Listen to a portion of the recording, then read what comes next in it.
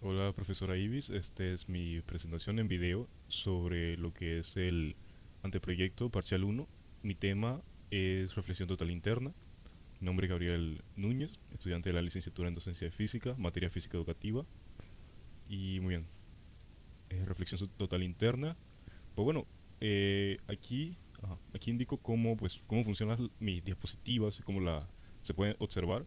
Aquí tengo lo que es el simulador y cómo funciona cada parte del simulador. Aquí si le doy clic me lleva al simulador, a la imagen le doy clic y ya al simulador. Muy bien, entonces lo que es introducción a la reflexión total interna, relación entre el ángulo de incidencia y el ángulo crítico, que este es mi título, que hablaremos pues sobre lo que es la reflexión total interna, que ocurre cuando el medio de incidencia es mayor al ángulo crítico, y el ángulo crítico se puede despejar mediante la ley de Snell. Bien, que a continuación veremos cómo se hace esto. Muy bien, paso uno, lo que es la condición de ese ángulo crítico, que es cuando es un ángulo de 90 grados. Ocurre cuando el segundo ángulo es de 90 grados en la ley de Snell. Muy bien, sería esta la ecuación, que seno de 90 vale 1. Entonces se elimina ese seno, nos queda esto. Muy bien, ambos índices. Y al despejar y aplicar la función inversa quedaría tal que así, siendo las variables estas que están aquí. Muy bien, quedaría así, el ángulo crítico igual a seno menos uno sobre el, ajá, con el argumento del segundo índice de refracción sobre el primer índice de refracción. En el objetivo pues variables, variable independiente, ángulo de incidencia y variable dependiente de lo que es el ángulo de refracción o comportamiento de rayos si hay reflexión o reflexión total interna. Objetivo general, analizar la reflexión total interna en la interfaz de agua-aire del simulador mediante la variación del ángulo de incidencia en la simulación de nosotros. Objetivo específico, determinar cómo cambia la trayectoria del rayo y la cantidad de reflexiones internas al variar el ángulo de incidencia. Analizar cómo influye el nivel del agua del recipiente en el cual se hace inserir el haz del láser dentro de la simulación. Esos serían los objetivos específicos. Muy bien, vamos por aquí. 5, 6. Y bueno, nuestras dos hipótesis, que si el ángulo de incidencia supera el ángulo crítico, entonces ocurrirá reflexión total interna y no habrá rayo reflectado.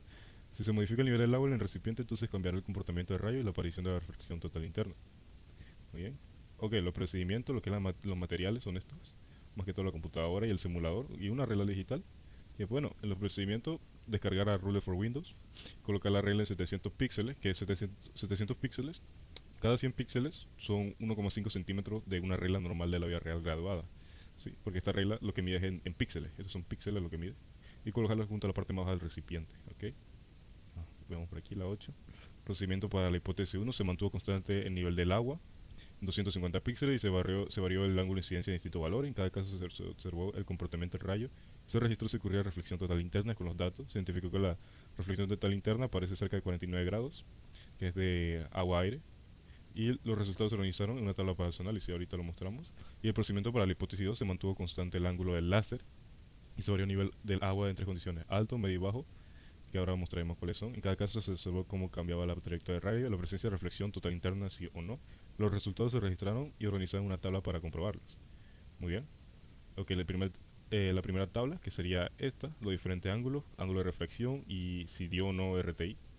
Muy bien. Y los resultados de cada medición, aquí se podría ver cómo son los diferentes ángulos que pasó, y se observó que para ángulos menores de 49 hubo refracción, y mientras que a partir de 49,5 o 49 comenzó la reflexión total interna. Bien, ok. Y esto es el momento antes de la reflexión total interna, que aquí se ve cómo se sale del medio agua, y después de la reflexión total interna se refracta, hace reflexión aquí en el segundo punto. Y sí, entonces sería primer análisis del primer resultado, y del segundo resultado pues la tabla del nivel alto a los 100 píxeles arriba. Ajá. Alto a los 100 píxeles, aquí sería la regla, a los 100 píxeles de la regla, aquí estaríamos el nivel del agua. El medio, a ver, quita este, el medio 350, que sí hay reflexión todavía, total interno 350. Y lo que es el bajo, no hay, porque incide de manera diferente, incide sobre la superficie del agua, y esto cambia el ángulo de incidencia, y aquí no hay, está menor al ángulo crítico y no hay reflexión total interna en este caso. Se ve que disminuye el nivel del agua, también disminuye reflexiones, y pasó de esa manera. ¿Ok? Muy bien, y como conclusión, pues se comprobó que la reflexión total interna ocurre al superar el ángulo crítico y depende de los índices de refracción. Y el nivel del agua influye en el comportamiento del rayo, ya que en niveles altos y medio hubo reflexión total interna, pero en nivel bajo no, y confirmaba ambas hipótesis. Y bueno, mi opinión personal de lo que cómo realizar un anteproyecto y el parcial uno, que me pareció muy interesante, muy pretty. Por medio de la creatividad, la investigación por cuenta de nosotros, nos prepara a nosotros un tema, nos sentimos como queremos eh, mejorar ese tema, porque nos representa, como que quiero dar lo mejor de mí en este tema. La profesora nos ayuda, nos aconseja, nos hace crítica positiva, y es una manera muy entretenida que nunca antes había tenido de dar o dar un tema. ¿Oye? Y es muy interesante, la verdad. ¿Ok? Muchas gracias.